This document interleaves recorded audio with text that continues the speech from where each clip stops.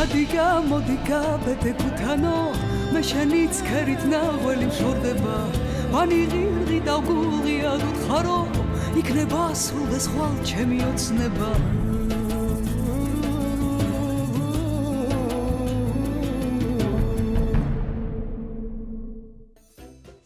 გამარჯობა, ეს ფერმაა, მე დემეტრე ერგემლიძე ვარ და დღევანდელ გადაცემაში ჩაიზე ვისაუბრებთ. ბოლო პერიოდში სექტორში საკმაოდ საინტერესო და სასიამოვნო ძვრები შეინიშნება, რაც ჩაის გურმანებს ძალიან გვახარებს. საიდან მოდის ნედლეული და როგორი საექსპორტო პოტენციალი აქვს ამ ქართულ პროდუქტს, ამას დღევანდელ გადაცემაში გავიგებთ.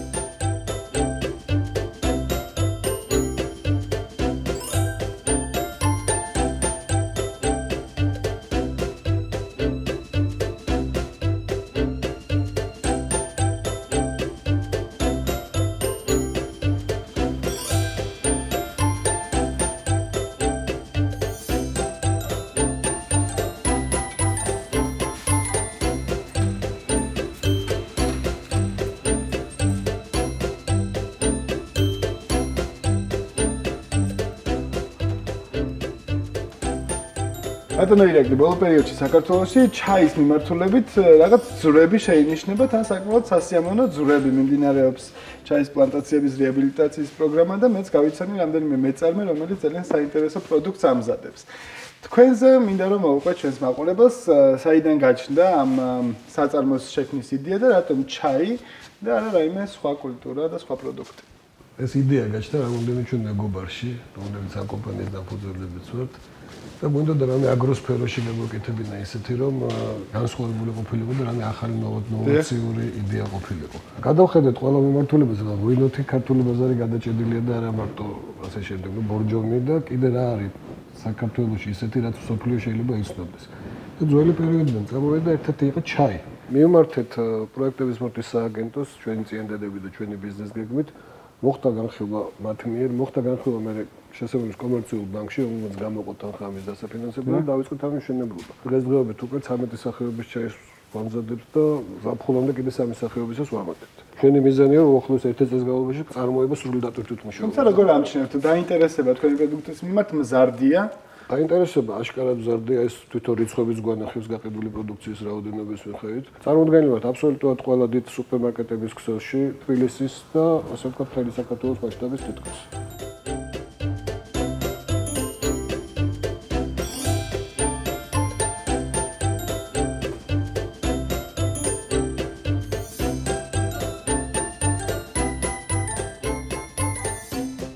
ეს გახლავთ ჩვენი ნედლეულის საწყობი. როგორც წეგენ გითხარით, ნედლეული სრულიად ქართულია ყველაფერი.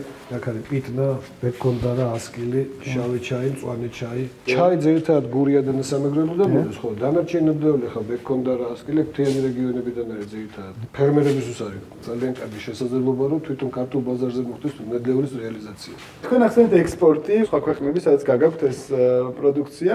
არის თუ არა რაიმე განსაკუთრებული მოთხოვნები, თქვათ არომატის მიმართულებით? შორის არის და განსხვავებული ხა ევროკავშირი როა ვიყოთ 70% მოსახლეობის სწორედ ჩაის. 30 შავ ჩაის. ეს არის ტენდენცია, რაც დღეს ევროკავშირის ქვეყნებში მიმდინარეობს და ჩვენც ესამესაც ვცდილობთ რომ ავეწყოთ ამ ტრენდს ასე ვთქვათ და ზუსტად მიმართულებით წავიდეთ და ზუსტად ისეთი პროდუქცია შევთავაზოთ ევროპის ბაზარს, როგორც თვითონ აქვს მოთხოვნა. საექსპორტო ბაზრების მოძიება როგორ ხდება და რამდენ მარტივია ეს პროცესი? კომპანიის დაარსების პირველი დღიდან ჩვენ პრაქტიკულად დავიწყეთ ყველა საერთაშორისო გამოფენაზე სიარული. სხვადასხვა ჟურნალებში, ინტერნეტ საიტებზე გადის შესახებ და უკვე ამ სფეროში ჩართული ბიზნესმენები, ვინც არიან ძალაუნებრივად ხედავენ შესახებას და არ უცნობადი ხდება იმას, მაგრამ აქვთ ერთი თავისებურება ევროპელებს განსაკუთრებით. არ არსებობს მაგათ პროდუქტი გაიტანო, თვითონ ვარ ჩამოვიდა ქარხანა არ ნახო. კი, ანუ მხოლოდ გემო და ვიზუალი. გემო და ვიზუალი არ აწყობთ, მაგრამ იმიტომ რომ აინტერესებს სად მზადდება, როგორ მზადდება და რა ტიპის საწარმო არსებობს. თითოეული მათგანი ჩამოსული იყო და დაათვალიერა თითო, აი როგორც თქვენ გათვალიერებიდეთ და ჩათვალიერეთ ისე დავათვალიერებიდეთ, მაგრამ ამის მერე მოხდა მხოლოდ საკონტრაქტება მაგათთან ურთიერთობის. რა სტანდარტებს უნდა აკმაყოფილებდეს საწარმო, რომ აქ დამზადებული პროდუქტი გავიდეს ევროკავშირის ბაზარზე? ეს არის ISO 22000 და HACCP, რომელიც მთლიანად იცავს მთელი წარმოების პროცესს, სხვადასხვა დაბინძურებისაგან. მაგრამ უფრო დეტალურად მე მერჩენია, რომ სურსათის უნებლობის მენეჯერმა ელაპარაკოს და იმან აგიხსნას თვითონ დეტალებში, რაში მდგომარეობს ეს პროცესი. სიამოვნებით გავესაუბრებით და შემდეგ ისევ დაგიბრუნდებით, ნახოთ უშუალოდ წარმოების პროცესი როგორ მიმდინარეობს.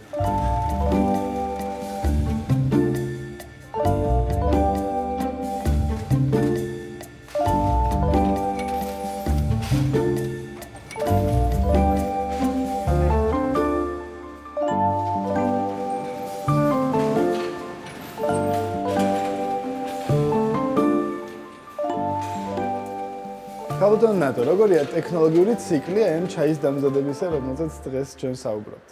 როგორც მოგეხსენებათ, ჩვენთან უკვე მოდის დამზადებული ჩაი შერჩეული მომწოდებლისგან, რომლებიც უკვე დიდი ხანია ამ ბაზარზე არიან და კარგი რეპუტაციით სარგებლობენ. ანუ ინგრედიენტები მოდის საქართველოს ყველა კუთხიდან, ძირითადად დასავლეთ საქართველოსგან. ყოველ ჯერზე მოწმდება ნიმუში, როგორც ლაბორატორიულად, ასევე ვიზუალური დათვალიერება ხდება და ამის მიხედვით ხდება ნედლეულის შეძენა. გამიგია ასეთი რამ, რომ მაგალითად მაღალი ხარისხის ჩაი უფრო მეტად ფოთოლი უნდა იყოს რეალურად დაგრეხილი და უფრო დაბალი კალიბრის ნაკლებად ხარისხენად ითვლება. ინფორმაცია გაქვს, მაღალი ხარისხის ჩაი, ეს არის კარგად გრეხილი ფოთოლი, რასაც ჩვენ ყოველთვის ვცდილობთ, რომ უზრუნველყოთ ეს ხარისხი ჩვენ პროდუქციაში. ერთჯერად ჩაისაც უშვებთ, რასაც უკვე ესეთი გრეხილი ფოთოლი არ ჭირდება, უბრალოდ ამ გრეხილი ფოთოლის სხვა ფრაქცია შედარებით წვრილი. შედარებით წვრილი. მოდი მაშინ დავათვალიეროთ ეს სივრცე, სადაც უშუალო წარმოება მიმდინარეობს, ნახოთ ეს დანადგარები და მითხარით რა ფუნქციებს ასრულებენ ისინი. პირველი დანადგარი რაც ხვალ შეხვდებათ, პიკნას, ბექონდარას, რამდენიმე ტიპის მცენარე, რომელსაც ჩვენ ვიყენებთ და ამით ვათავისუფლებთ ღეროს და ფოთოლს ვაცალკავთ. მხოლოდ ფოთოლი გჭირდება ამ შემთხვევაში პროდუქტისთვის. ამ დანადგარში ზომის მიხედვით ხდება მცენარეული მინარევების დახარისხება. ანუ ეგრეთ წოდებული კალიბრატორი, კალიბრატორია, ზუსტად. ეს აპარატი, ამას ბემიქსერი ქვია. ვიყენებთ უკვე საბოლოო სახის მისაცემად. ჩაის რო შეურევთ უკვე ეს მცენარეული დამამტები, რომელიც კონკრეტულ შემთხვევაში გვჭირდება. აი ამ შემთხვევაში ხა პიტნაერევა, ერთი მხრიდან არის ჩაი ჩაყრილი, მეორე მხრიდან პიტნა და ხდება მათი შერევა. შემდეგ სად მიდის ეს პროდუქტი? მიღებული ნაზავი თავსდება უკვე დამაფასოებელ დანადგარში. აქედან ელევატორით ნაწილდება აი გამონაწილებლებში და შემდეგ შეგვიძლია ნახოთ როგორი სახით გამოდის უკვე შეფუთვაში. აქ ხდება დასაყრდენებელი ჩაის შეფუთვების დამზადება ვაკუუმის თანაობისას, დამცავი აირის მეშვეობით, რაც შინახვის პირობებს სასურველს ხდის. შესაფუთი მასალაც კი, რომელსაც ჩვენ ვიყენებთ ჩვენი პროდუქტის წარმოებისას აკმაყოფილებს ყველა საერთაშორისო სტანდარტს, ევროკავშირის სტანდარტებს, რაც გვაძლევს იმის საშუალებას, რომ ჩვენი პროდუქცია პოზიციონირებდეს ევროკავშირის ქვეყნებში. სმენია, რომ ერთჯერადი ჩაის პაკეტი, როდესაც მაგდება ძაფზე, რომელთაც ეს უნდა დავიჭიროთ, არ უნდა იყოს დამაგრებული ერთგვარი სტეპლერით, როგორიცაც არის ხოლმე დამაგრებული. მინდა რომ გადავამოწმო ეს ინფორმაცია თქვენთან. ნამდვილად სწორი ინფორმაცია აქვს, იმიტომ რომ არანაირი მეტალის ელემენტი, რომელიც შეიძლება საკვე პროდუქტში იყოს გამოყენებული, სასურველი და მისაღები არ არის. და თქვენ როგორ ამაგრებთ? დანადგარს აქვს სპეციალური უთოები, რომელიც წებოს გამოუყენებლად აწებებს ფილტრის ქაღალდზე აი ამ ძაფს. აი აქ როგორც ჩანს უკვე მიმდინარეობს დაფასოება ყუთებში. ყუთებში ხო. საკმაოდ ორიგინალური დიზაინით გამოირჩევა ჩვენი პროდუქცია და მინდა რახან ერთჯერად ჩაიზე შევჩერდი და თქვენი კითხვა უკავშირდებოდა ამას, მინდა კიდე ერთი მითი დავამსხვრიო ამასთან დაკავშირებით. ძირითადად ვრცელდება ესეთი მოარული აზრი, რომ ერთჯერად ჩაიში არის რაღაცა საღებავი, შეიცავს რაღაც მტვერს და რაღაცა ესეთი რაღაც არ არის სასარგებლო. შემილია აი თქვენ თვალწინ, თქვათ, გავხსნა ეხა პაკეტი, აი ხელზე დავიყრი, რომ ეს არის აბსოლუტურად ჩაი, ყველა უბრალოდ წვრილი ზომის, ყველანაირი მტვერის და არასასურველი მინარევების გარეშე. ძალიან დიდი მადლობა ამ ექსკურსიისთვის, ძალიან საინტერესო იყო ასეთი საწარმოს დათვალიერება და მე ძალიან მიხარია, რომ ბოლო პერიოდში უკვე მე რამდენი ასეთი საწარმო ვნახე საქართველოში, სადაც ძალიან კარგი ხარისხის ქართული პროდუქტი მზადდება. რა თქმა უნდა, ჩვენც მოხარულები ვერთო დღესდღეობით უკვე არის კონკურენცია ქართულ კომპანიებს შორის და ჩვენც რაღაცა თამასას დაჭერა გვიწევს, რომ გაუწიოთ კონკურენცია სხვა ქართულ კომპანიებს, რომელსაც აგრეთვე წარმატებას უსურვებთ.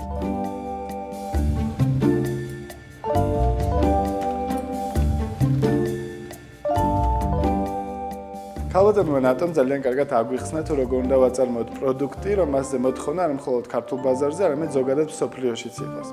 ახლა საინტერესოა რა არის თქვენი საომავლო გეგმები, ზოგადად როგორ აპირებთ რომ განვითარდეთ. ვცდილობთ რომ მაქსიმალურად მოვიცვათ ბაზარი. ამისით მოხდა კომპანიაში ახალი ინვესტორის შემოყვანა, სინერგი კაპიტალის, რომელთანაც ერთადაც ჩვენ დიდი იმედი გვაქვს, რომ კომპანია განვითარდება სწორი მიმართულებით, როგორც ორგანიზაციული სტრუქტურა კუთხით, ასევე ფინანსურადაც. ჩვენ ვისაუბრეთ, რომ ეს პროდუქტი რაც აქ მზადდება, საკმაოდ მაღალი ხარისხის ნედლეულისგან მზადდება, საკმაოდ ბევრი სტანდარტია დაცული, რაც შესაბამისად ფას პროდუქციისას ზრდის. რამდენად კონკურენტუნარიანია ფასის სეგმენტში თქვენი პროდუქტი, თუნდაც აი სხვა მსოფლიოში წარმოებულ ჩაისთან შედარებით. როცა პროდუქტი უმაღლესი ხარისხიანი და პრემიუმ კლასი არის, იქ შესაბამისად ფასი ცოტა განსხვავებულია და ჩვეულებრივ სხვა ჩაისთან შედარებით, მაგრამ ჩვენი პროდუქტი რო აიღო ნებისმიერ პრემიუმ კლასის სხვა ჩაები, იმათთან შედარებით საკმაოდ კონკურენტუნარიანია და შეიძლება ერთ-ერთი დაბალიც იყოს. მე და დაგპატიჟე ჩვენ სადეგუსტაციო დარბაზში სადაც თქვენ შეგიძლიათ თქვენთან დააგებინოთ ჩვენი სხვადასხვა სახეობის ჩაიები და თქვენ თვითონ შეაფასოთ. როგორი ხარისხია, რას წარმოადგენს და გადაწყვეტოთ თქვენც და ჩვენო მომხმარებელს იყიდოს თუ არა მომავალში მანას ჩაი. სიამოვნებით გადავინაცვლებთ მაშინ ზემოთ თქვენ ახლა დაგემშვიდობებით და როგორც ჩაის მოყვარული და დიდი გურმანი ამ სასმელის ვეცდები რომ თქვენ მიერ წარმოებული ყველა სახეობის ჩაი დავაგემოვნოთ დღეს. დარწმუნებული ვარ მოგეწონათ.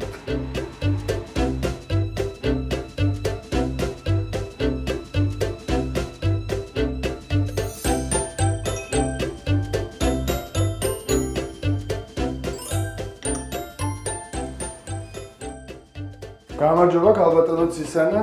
გაგიმარჯვებ პატრონ დემეტრე, კეთილი იყოს თქვენი მოგზაურობა. ჩვენი გადაცემის ყველაზე გემრიელი ნაწილი დადგა ახლა, სადაც თქვენ უნდა გაგვიწიოთ მეგზურობა ჩაის დიდ სამყაროში. დიდი სიამოვნებით. ახლა რას ამზადებთ? ახლა დღეს მივიღეთ მოცვის ფოთლისგან დამზადებული ახალი ნედლეული, ამას სინჯავ და მე გავაკეთებ ნარევს და შევქმნი პროდუქციას. ამ შემთხვევაში ეს როგორც დანამატი ისე უნდა გამოვიყენოთ, თუ შეიძლება ამის ნაყენსაც უწოდოთ ჩაი. ჩვენ ჩაისთან ერთად ვაზავებთ. ჩაისა და ამ მცენარის სასარგებლო თვისებები ერწყმის ერთმანეთს და ამ რაოდენობით ურევთ ერთმანეთში. თუ კი ვთქვათ, ცალკე გავუშვებ მაშინ არ იქნება ჩაი ჩემისას ახლა კენკრა მარტო რო გაუშვა ცალკე ხილი დააფასო იქნება კომპოტი ვიდრე ჩაი. ახლა ნახოთ უშუალოდ ჩაი როგორ უნდა დამზადდეს. პირველი კითხვა რაც მაინტერესებს უნდა გისვათ არის წყალთან დაკავშირებით. მე მსმენია მეორე დადუღებული წყალი არ უნდა გამოვიყენოთ. თქვენ კარგად გწოდნიათ წყალი რაც შეიძლება უნდა იყოს რბილი. აი წყაროს წყალია საუკეთესო.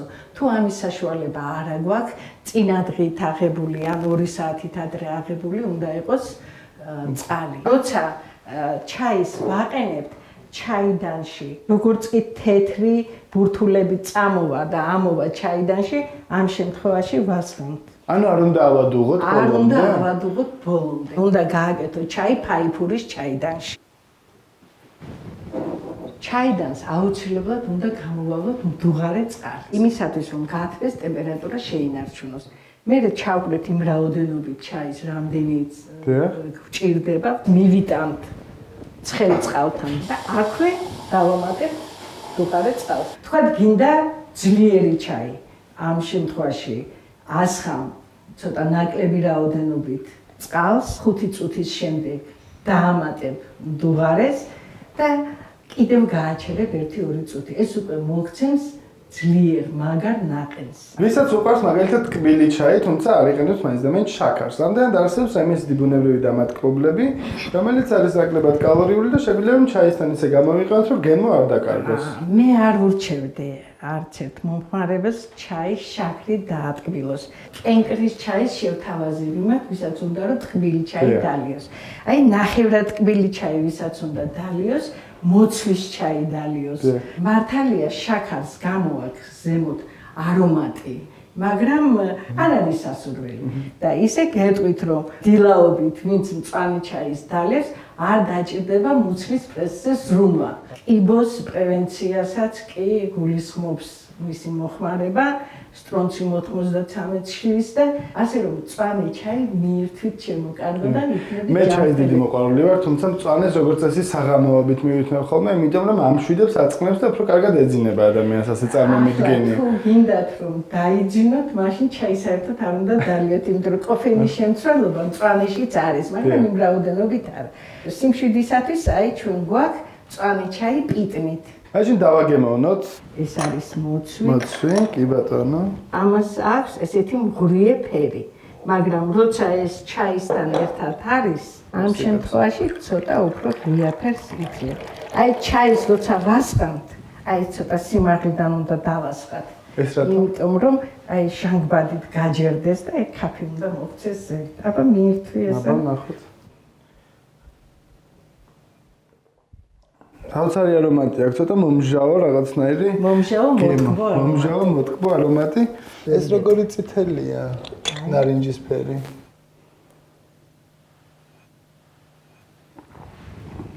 ეს უკვე ჩემთვის კლასიკური ჩაია, ოდნა მომწარო.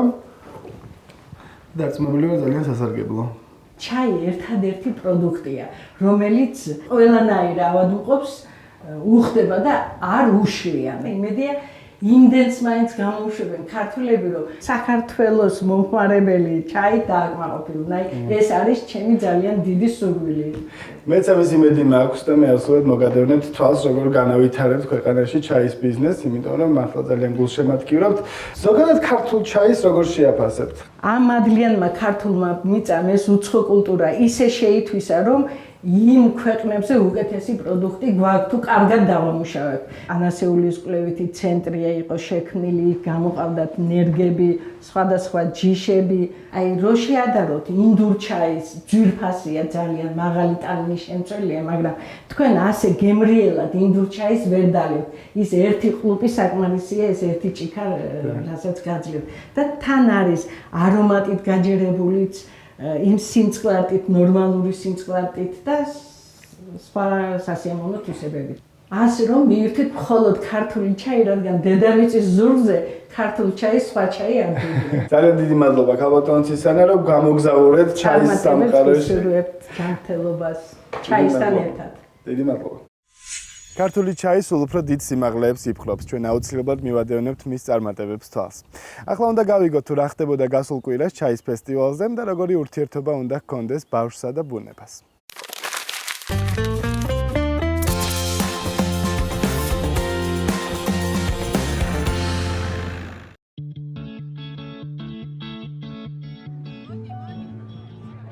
ჩაისა და თაფლის ფესტივალი მთაწმინდის პარკში. ერთ-ერთი ყველაზე მასშტაბური და ტრადიციად ქცეული ღონისძიება, სადაც მეწარმე პირდაპირ ხვდება მომხმარებელს და თავის პროდუქციას აცნობს. გადაცემა ფერმა ჩაისა და თაფლის რიგით მესამე ფესტივალს ესტუმრა. ფესტივალის ფარგლებში ხარისხის ნიშანთან დაკავშირებული ახალი რეგულაციის პრეზენტაციაც გაიმართა. ხარისხის ნიშნის გამოყენების უფლების მინიჭების წესი ითვალისწინებს საქართველოში სურსათთან დაკავშირებული ხარისხის სქემების განვითარების, პროდუქტის ბრენდირების, მარკეტინგის საერთაშორისო პრაქტიკის დანერგვის ხელშეწყობის, მათი დაცვის სამართლებრივ ინსტიტუციონალური მექანიზმების სრულყოფის და ხარისხის ნიშნის მიხედვით ნიშანდებული სურსათის პოპულარიზაციის უზრუნველყოფის საკითხებს. წლიდან წლამდე მატულობს ხალხთა რაოდენობა, ამის გარდა მატულობს თვითონ ამ პროდუქციის წარმომადგენლები. და არის მჭიდრო კომუნიკაციები ამ ფესტივალების მიერ კავშირები იქნება და ძალიან დიდი მოთხოვნილება თვითონ მეწარმეების მიერ, რომ ეს ღონისძიებები ჩატარდეს. წელს გამორჩეულია ეს ფესტივალი, ამავე დროს გვაქვს პრეზენტაცია ქართული ხარისხის ნიშნები. ჩვენ შევიმუშავეთ ხარისხის ნიშნების სქემები, ფაქტურად დაცული დასახელებები, როგორც არის გეოგრაფიული აღნიშნები თუ ადგილწარმოშობები, ადმინისტრირდება სამინისტროს მხრიდან და ვფიქრობ, რომ ეს ხარისხის ნიშნები გახდება მომხმარებლებში ძალიან პოპულარული. თქვენ შეგიძლიათ იხილოთ პროდუქციაზე სუპერმარკეტებსა და მაღაზიებში. ღონისძიებაში მონაწილეობა მიიღეს წამყვანმა ქართულმა და საერთაშორისო ჩაისა და თაფლის მწარმოებელმა კომპანიებმა და საქართველოს სხვადასხვა კუთხის წარმომადგენლებმა. ბაზარზე გამოსულები ვართ, პრინციპში მეორე წელია და ძალიან აქტიურად ჩავერთეთ აბსოლუტურად ყველა აქტივობაში, არა მხოლოდ ჩაის ფესტივალში, ზოგადად ყველა გამოფენაზე ვღებულობთ მონაწილეობას. რაც ცნობადობას ამაღლებს და ჩვენ ძალიან მნიშვნელოვანია. თბილისიდან ვართ და წარმოდგენილი გვაქვს ქართული და მხოლოდ ქართული ჩაის სხვადასხვა უამრავი სახეობა. ეს არის ქართველი გლეხის და ჩვენი ერთობლივი ნამუშევარი, იმიტომ რომ გლეხისგან ვიღებთ ნედლეულს, ჩვენ მე რაღაცა ჩვენს ვერსიებს ვაკეთებთ და თავაზობთ დედაქალაქს და დედაქალაქის სტუმრებსაც ასევე. ფესტივალის ფარგლებში წარმოდგენილი იყო შავი, მწვანე და მცენარეული ჩაი. გაიმართა თაფლისა და მეფუტკრეობის პროდუქტებისა და სხვა ნუგბარის პრეზენტაცია დეგუსტაციაც. უკვე 6 თვეა საქართველოში ვარ, ეს ქვეყანა ძალიან მომწონს. ვთვლი რომ მას დიდი პოტენციალი აქვს. ვცდილობ ასეთ ღონისძიებებს ხშირად დავესწრო, რაც გავსინჯე ყველაფერი მომეწონა. გამიხარდება თუ ასეთი ფესტივალები ხშირად ჩატარდება. ფესტივალი ჩაის როგორც კულტურის პოპულარიზაციისა და ადგილობრივი საშუალო და მცირე მწარმოებლების მხარდაჭერის მიზნით დაარსდა. ღონისძიება მთაწმინდის პარკისა და ჩაის მწარმოებელთა ასოციაციის ორგანიზებითა და სოფლის მეურნეობის მხარდაჭერით ჩატარდა.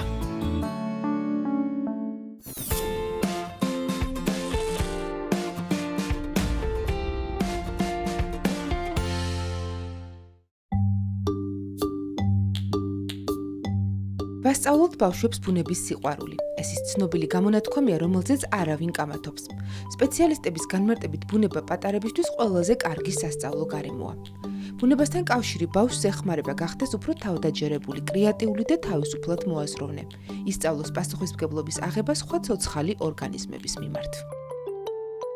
ამერიკელმა მწერალმა რიჩარდ ლუვიმ საკუთარ წიგნში უკანასკნელი ბავშვი ტყეში შემოიტანა ტერმინი ბუნების დეფიციტის სინდრომი, რაც მართალია სამედიცინო დიაგნოზს არ წარმოადგენს, თუმცა მოიცავს იმ შედეგებს, რაც შესაძლოა ბავშვის ბუნებასთან გაუცხოებას მოჰყვეს. უცხოეთში არის ძალიან გავრცელებული ტყის სკოლები, ანუ საბავშვო ბაღია ჩვეულებრივი, რომელიც ტყეში არის. თელ დღეს ატარებენ ტყის გამოძიებაში, სადაც არის მრავალფეროვანი ხე, მცენარე, წერები მათთვის საინტერესო, მას საკუთარი შეგრძნებებით აღიქვავს და დამზადებული ინფორმაცია არ აქვს ეკრანიდან. აქვე აღნიშნავდი, რომ მიუხედავად იმისა, რომ ეხა არის პერიოდი, როდესაც ძალიან დიდი პრობლემაა ეკრანთან მიჯაჭვულობა ყველასთვის, მე ჯერ არ მინახავს ბავშვი და ძალიან ბევრ ბავშვთან მაქვს ურთიერთობა, რომელსაც თუ შესთავაზებ, რომ წაიყვან ტყეში დაუშვათ და მისცემ საშუალებას, რომ იქ ხეზე აძვრეს, ცხოველს ეთამაშოს ბუნებაში, თუნდაც ბურთი ითამაშოს ოღონდ ბუნებაში და არა სახლში, ის აუცილებლად აირჩევს ამ გარემოს და ბუნებას, ვიდრე ეკრანთან ჯდომას. ის, რომ ბავშვებს ბუნების სიყვარულის ბუნებრივი მოთხოვნილება გააჩნიათ, კიდევ ერთმა ფაქტმა დაგვიდასტურა. ჩვენთვის ცნობილი გახდა, რომ თბილისის მე-6 საჯარო ბაგაბაღის პატარა აღსაზრდელები აღმზრდელებთან ერთად გადაცემა ფერმის ერთგული მაყურებლები არიან. ჩვენი შემოქმედებითი ჯგუფი ბაღს რამდენიმე დღის წინ ესტუმრა. როდესაც მასწავლებელმა დასვა კითხვა, თუ რა იცოდნენ აღსაზრდელებმა შინაური ცხოველების შესახებ, ბავშვებს მოაფიქრდათ გადაცემა ფერმა, რომელსაც ძალიან ხშირად უყურებდნენ, გამოთქვეს სურვილი, თუ იყო შესაძლებელი, რომ ბაღშიც ეყურებინათ ეს გადაცემა, ბუნებრივია, ჩვენ ამის საშუალება მივეცით, იმ დღესვე მოუწყვეთ გარემო, სადაც ბაღის გარემოში, რა თქმა უნდა, ნახავდნენ ამ გადაცემას და შემდეგ წამოვიდა იდეა, რომ სტუმრად მოგვეწვია გადაცემა ფერმა.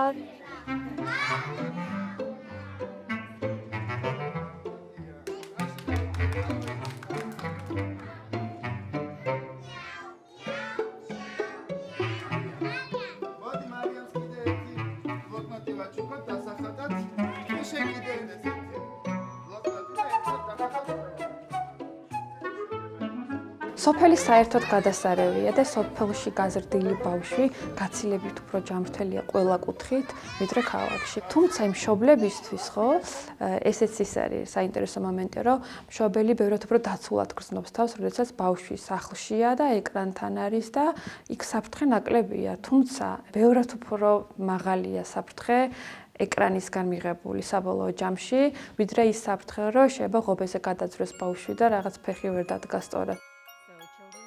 ბუნება და სოფელი ბავშვის სწავლისთვის მართლაც უსასრულო შესაძლებლობებს იძლევა.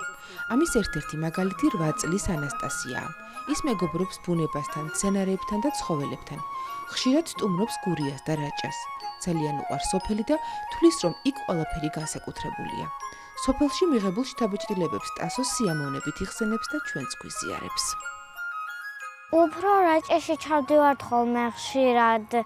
იქ ქალაქთან შედარებით კარგი ჰაერია, სიმწვანეა, ბევრი სხვადასხვა მწერი ცხოველი და ქვეწარმავალია და ასე შემდეგ.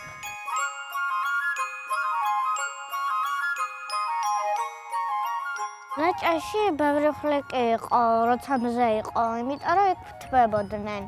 მე მეშინოდა, იმიტომ რომ ენციკლოპედიაში წამიკითხავს, რომ ისინი შხამიანები არიან, თან სხვადასხვა ფერის იყვნენ, მაგრამ თურმე ჩვენი ეშინიათ, პირიქით ყოფილა. მე სოფელს მივეჩვი და აღარაფრის აღარ მეშინოდა. გურიაში მეშინოდა ყველაზე მეტად ტურების კივილის ღამით. ტურები არ ვიცი რატო კიოდნენ, მაგრამ სულ მეშინოდა და მამას კუჩი დავყვებოდი. რაჭაში ხანჯარს გამოაღებდი თუ არა საქორიას უნდა ჩანდა. საიდანაც დედა ქორი ან მამა ქორი პატარა ბარტყებს ასწავლიდა ფრენას. თბილისში ამას ვენახავ. მე და ბებო სულ ველოდებოდით ხოლმე პირველი ვარსკვლავის გამოჩენას. თბილისში საერთოდ არაა ხოლმე არც ვარსკვლავები და არც არა. ჩვენთან კიდე სულ ძალიან ბევრი ვარსკვლავი იყო. პირველად გურიაში ჩავედი, სანამ რაჭაში ჩავიდოდი. მამას რაღაცებს ვეხმარებოდი ხოლმე. ისე ორსართულიანი სახლი გვაქვს გურიაში და ძალიან კარგია. თან მეზობლის ძაღლი დაყვება, კუსკუსი აქვეა. მელი ასავითაა. საღამოობით სულ გვდარაჯობს ხოლმე. კიდე გურიაში ღელესში ვაგროვდით ძალიან ბევრ კაჟი, შეიძლება თვალმაგარი წეძვირბაში იყო ის ქვები, იმიტომ რომ ძალიან განსხვავებული და სხვადასხვა ფერის იყო. თან კაჟი არასდროს არ მინახავს. ერთი ქვა დამამახშოვდა, თითქოს რაღაც ხატაზე მოდანო, რაღაც ნახატი ნაწილიო და ერთხელ ღელედან რომ მოვდიოდი, ჯიშს დავინახა ეგეთი, მგონი მეორე ნახევარი იყო. მამას ძალიან უყვარს ფოტოგრაფობა, რადგან ბუნებაში შეიძლება ისეთი რაღაც დაინახო, რაც მეტი აღარასდროს განმეორდეს. მეც ვაკვირდები ხოლმე. ერთხელ სადღაც უკან იღებდა ფოტოს და იქით ახეებზე იყო რაღაც ყანჩასავით 2 ცალი თუ 3 ფრინველი. მართლა ყანჩებს გავუდა, იმიტომ რომ ერთი ფეხით იდნენ. მე ვნახე კიდე გურიაში წითელი მთვარე.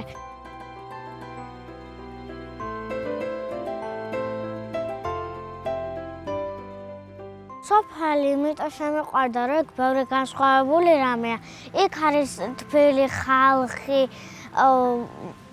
კარგი ადამიანები, სიმწვანე, ბუნება და სხვადასხვა კიდე ბევრი რამე.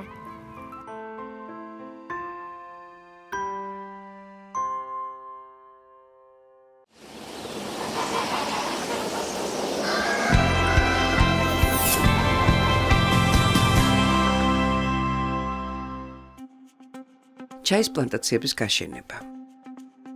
ჩაის პლანტაციების გაშენება შესაძლებელია თესლითა და სელექციური ჯიშებისა და კლონების ვეგეტატიური წესით გამრავლებული ნერგებით. სანერგეში ნერგების გამოზრდა შესაძლებელია ვეგეტატიურად გამრავლებული დაფესვიანებული კალმებით. ჩაის თესლის აღმოცენების უნარი მაღალია 75%, ასევე მაღალია ჩაის მწვანე კალმების დაფესვიანება 80-90%.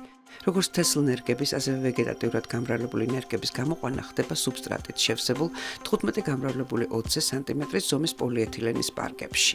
გაშენებული პლანტაციები 1-2 წლით ადრე შედიან ექსპლუატაციაში და მაღალია მცენარეთა გახარების უნარი. თესლით გამრავლების შემთხვევაში პლანტაცია გამოდის არაერთგვაროვანი, რაც მიზანშეწონილი არ არის. ვაკე და 10%-მდე დაქანებულ ფერდობებზე ჩაის პლანტაციების გაშენება ხდება ზოლებრივი შპალერული წესით. შპალერებს შორის დაცილებას ამ მექანიზაციო ფართობებზე განისაზღვრება 1.75, 2.05 მეტრით. ფერდობებზე რიგთა შორის მანძილი 1.5-1.25 მეტრია. წკრივებში ბუდნებს შორის მანძილი 35-40 სანტიმეტრია. მუდმივ ადგილზე თესლით გაშენების შემთხვევაში თითოეულ ბუდნაში ათავსებენ 4-5 ცალ თესლს, ხოლო ნერგებით გაშენების შემთხვევაში ერთ სტანდარტულ ნერგს. 1 ჰექტარი ჩაის პლანტაციის გასაშენებლად საჭიროა 150-200 კილოგრამი თესლი, ხოლო ნერგებით გაშენების შემთხვევაში 13-14 ნერგი. პლანტაციების გაშენება შესაძლებელია შემოდგომაზე ოქტომბერ-ნოემბერი და გაზაფხულზე მარტი-აპრილი. ახალგაზრდა ჩაის პლანტაციების მოვლა მოიცავს ნათესარების ხელით გამარგვლას, რიგთაშორისების გაფხვიერებას, მეჩხირიანობის ლიკვიდაციას, ტენით რეგულირებას და საკვები ელემენტებით უზრუნველყოფას. დღევანდელი გადაცემა ამით დასრულებულია. მომავალ კვირას ეგზოტიკური ფრინველების სამყაროში ვიმოგზაურებთ და გავიგებთ, როგორ უნდა გავარჩიოთ კოლხური ხოხობი ჰიბრიდებისაგან. მანამდე კი არ დაგავიწყდეთ, შემოვერთით ჩვენს Facebook-ის გვერდს და მოусმინეთ რადიო პირველი არხის ეთერში გადაცემას ჩვენი ფერმა. ნახვამდის.